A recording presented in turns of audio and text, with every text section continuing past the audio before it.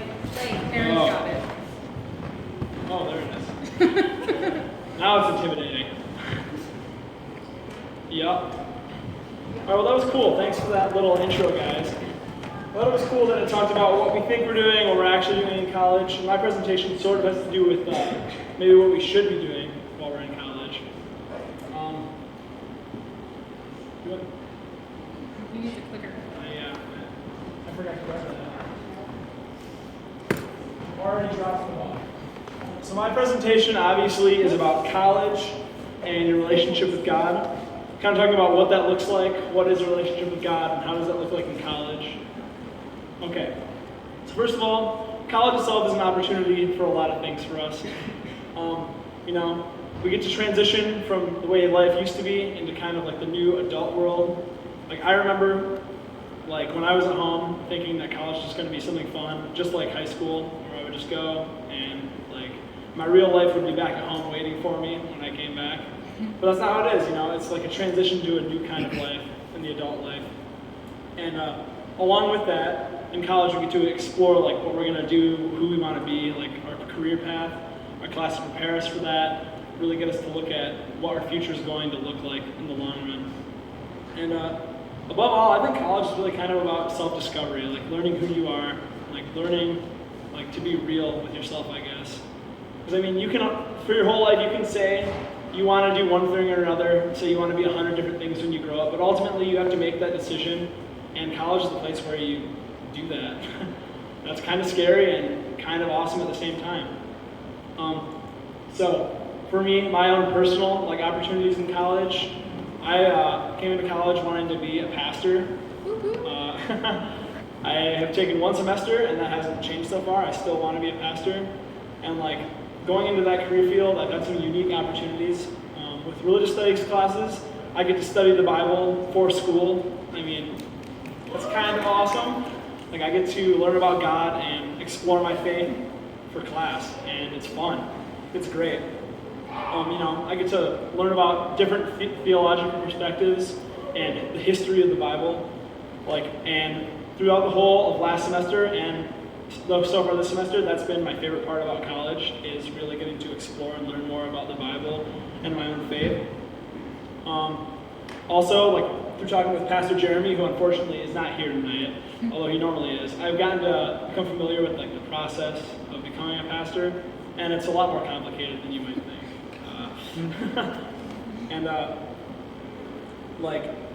And with all of that, I think that college itself offers some unique opportunities in like respect to your faith, because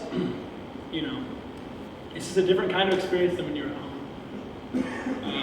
Which brings me, so faith in college, I think, is a really different perspective or a different like realm than faith when you're at home, like with your parents. Because I know growing up, my faith had a lot to do with the church that my parents took me to. Like I was brought up in the church. I've been a Christian my whole life, and like that kind of determined what I believed, and I never really looked back or wavered from that. And that's how a lot of people are if they grow up in a Christian household. But when you come to college, you get the opportunity to really figure out or prove what you believe. I mean, your parents aren't here to hold your hand anymore. They're not going to force you to go to chapel or go to church or go to whatever Christian group is on campus. Like, if you want to be a Christian, you have to make it your own priority in college. No one is going to force you anymore. I mean, you might get that annoying text from, like, someone who's in InterVarsity or crew, like, every once in a while to try and get you to go to stuff. But ultimately, it's your own decision. You really get to take your faith in your own hands, which is exciting and awesome, and it means that believers, I think, in college are maybe more authentic than they would be in high school. But it also leads a majority of people who identify as Christians to lose the faith or get out of it while they're in college. And I think that amount of people who leave the faith and like grow away from it stems from three really big challenges. And these are three challenges that I've identified in my journey at college so far, and like the three things I've been struggling with the most in regards to making my faith my own at college. And so these things are setting aside time for your relationship with God, actively living out your faith, and intentionally seeking a community of Christians that is on your campus. And I'm going to discuss all three of these points in detail. So the first one is time. I think this is probably the biggest one for me, and the biggest one for most people, is like how much time you have and like what you spend your time doing. It's really easy to just, say you can't go to this thing or that thing because you have homework, you have to study for a test, which are all valid reasons. But I mean, you also have to figure out what your priorities are. As that little image there I have up there says, too busy is when you put something above something else. You're too busy for one thing to do the other.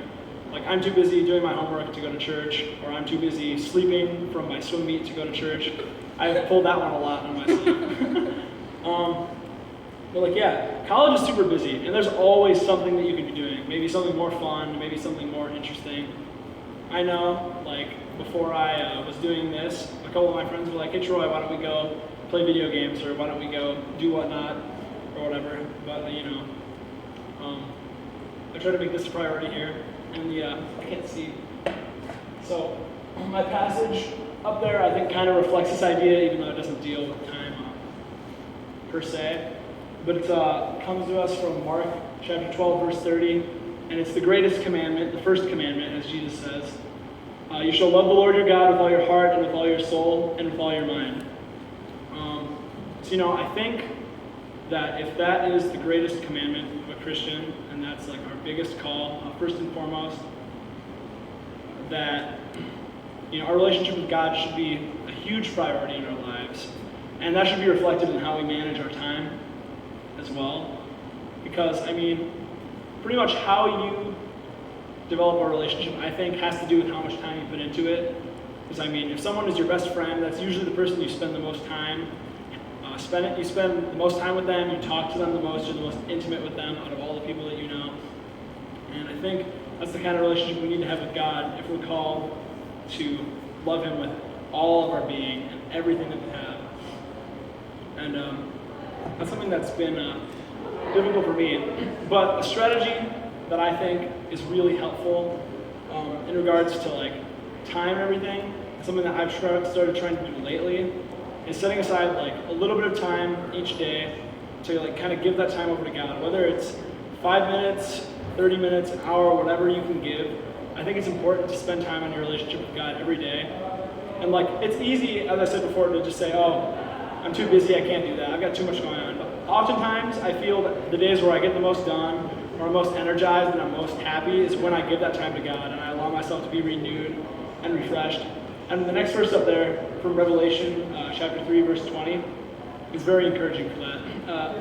It says, "I am standing at the door knocking. If you hear my voice and open the door, I will come in and eat with you and you with me." So this verse to me has always kind of reflected how God is always there, always waiting for you to open up to Him, His presence, always waiting for that time. Whether or not you think the amount of time you can give to God is good enough is kind of irrelevant, because God is there in every moment, in every possible instance where you could use it to spend that time in your relationship with God.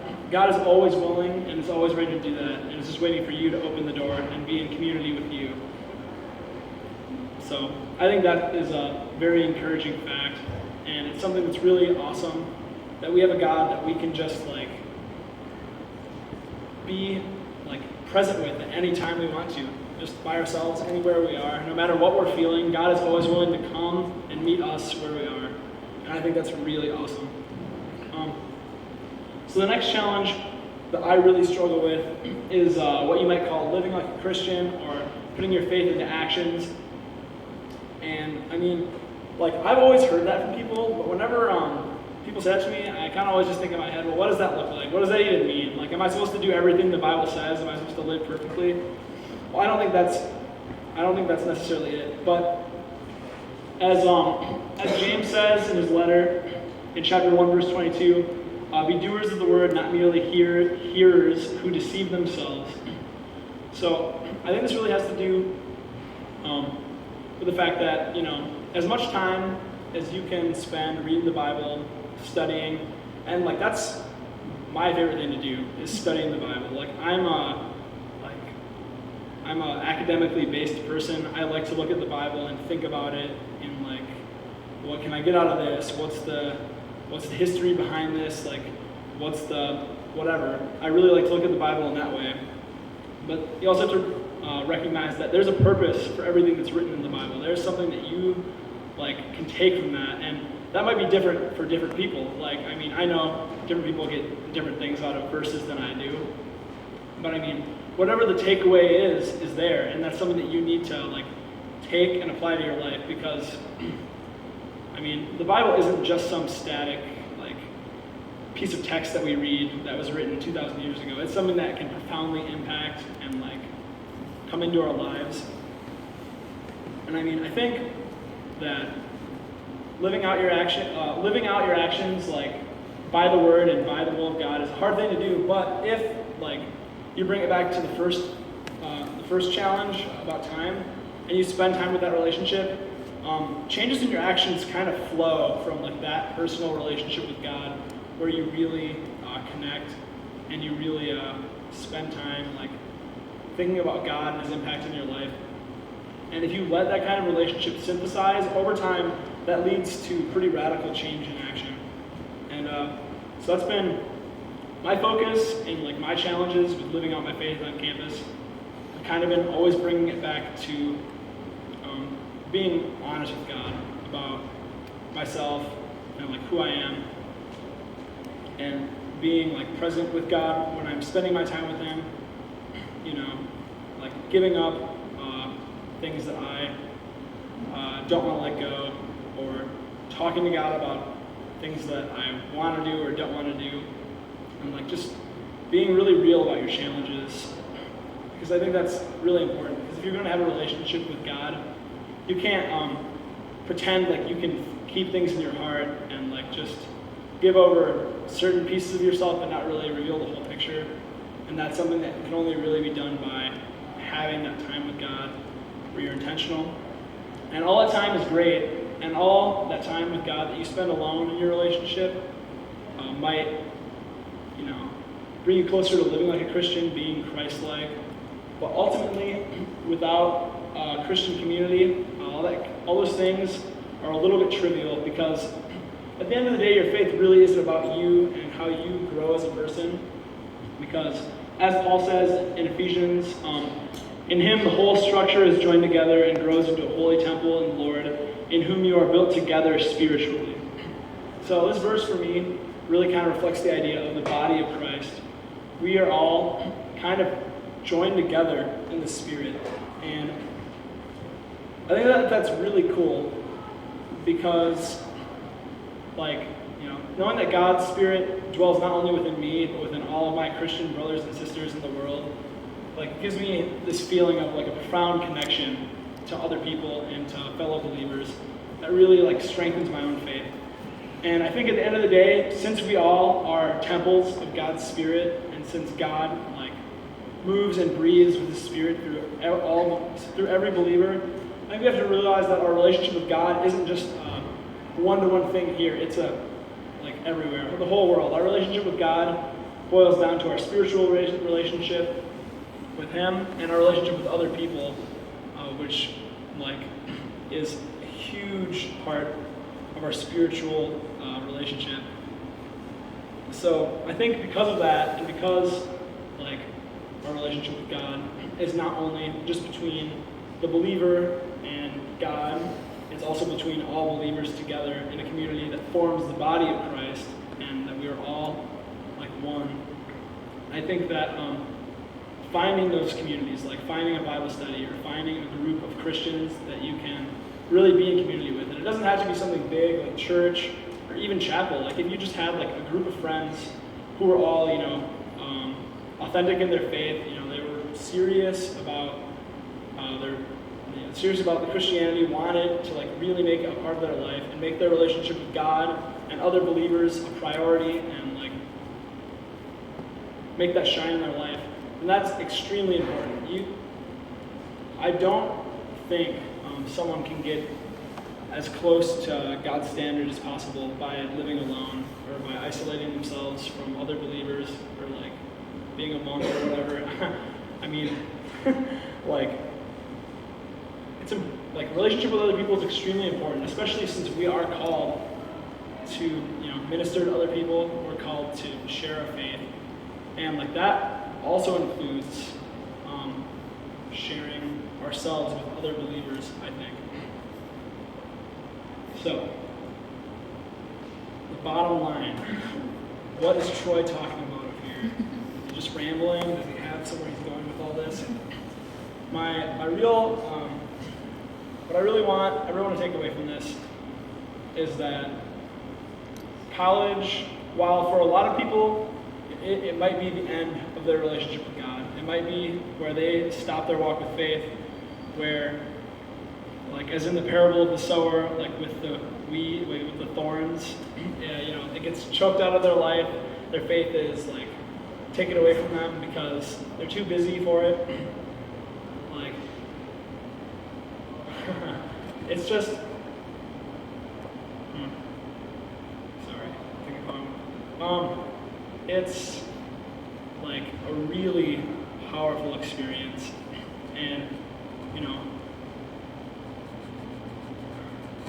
I don't want to say it's good, but I mean, if people aren't serious about their faith anyway, maybe it's a good thing that college is such a huge test for Christians, because it really, if you go through college and you're able to maintain your faith and make it stronger, then that means that you're really like, it's good. You're really serious, and I think that an experience like this that brings so many people away from God, if you can keep it and make it stronger, that makes your relationship with God, your walk in faith, all the more powerful, all the more like awesome, I guess. And I just think to do that, the main three things: you need to spend time with God, like time in your personal relationship with God, one-on-one. You need to try and let the things that you learn in that time and the things that God puts on your spirit and into your mind and in your heart, you need to put that into your life as much as you can. And like I said, that should start like kind of coming naturally from spending that time with God more. And you also need to get rooted in a community, and that isn't like to try and endorse any specific groups on campus. I don't have an agenda with that. I mean, like any way that you can get involved with some amount of other Christian people to really like talk and share and grow in your faith together. That kind of thing is essential to growing as a Christian, and I think just growing as a spiritual person in general. Yeah, I think that's the sum of it.